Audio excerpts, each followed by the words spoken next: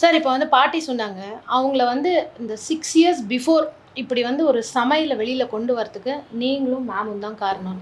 இது ஏன் பண்ணணும் அப்படிங்கிற ஒரு இன்ஸ்பிரேஷன் கிடைச்சது. ஏன்னா இப்போது யூடியூப் அப்படிங்கிறது ஒரு ரொம்ப பெரிய ஒரு பிளாட்ஃபார்ம், டிஜிட்டல் பிளாட்ஃபார்ம். யூடியூப் வரத்துக்கு முன்னாடி நம்மளுக்கு புக்ஸ், சிடிஸ், கேசட்ஸ் இந்த மாதிரி இருந்தது. ஸோ அப்போ இருந்த ஹையஸ்ட் டெக்னாலஜியில் ஃபுட் ரெசிபீஸை கேப்சர் பண்ணியிருந்தாங்க. நிறைய குக்கிங் ரெசிபீஸ் எல்லாம் புக்ஸில் வந்தது.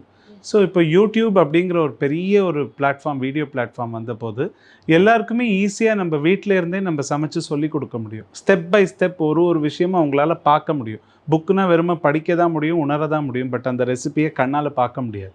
பட் ஒரு full recipe 0 to 100 from scratch வந்து ஒரு டிஷ் நம்ம கண்ணு முன்னாடி தயாராகிறத நம்ம கேப்சர் பண்ணி மில்லியன்ஸ் ஆஃப் பீப்புள் காட்ட முடியும். அப்படிங்கிறச்சே சில பொக்கிஷமான ரெசிபீஸை வந்து ட்ரெடிஷ்னல் ரெசிபீஸ்லாம் இவங்க ஜென்ரேஷன், என்னோட பாட்டியோட ஜென்ரேஷனோட போயிடக்கூடாது அப்படிங்கிற அந்த ஒரு ரொம்ப ஒரு எனக்குள்ளே இருந்த ஒரு பெரிய ஆசை. அது எப்படியா டாக்குமெண்ட் பண்ணணும் அப்படின்னு.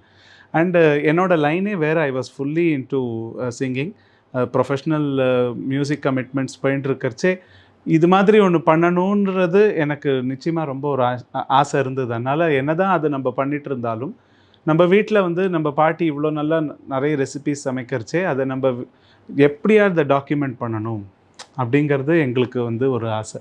ஸோ எனக்கு வந்து ஒரு ஆசை. ஐ கன்சல்டட் மை ஃபேமிலி, அப்பா, அம்மா அண்ட் என்னுடைய சிஸ்டர், அவங்க கனடாலேயும் இருக்காங்க. ஸோ நாங்கள் எல்லாருமே டிசைட் பண்ணி தான் ஒன் ஃபைன் டே, அது வந்து ரொம்ப ஒரு ஆர்கானிக்காக வந்த ஒரு ஐடியா தான்.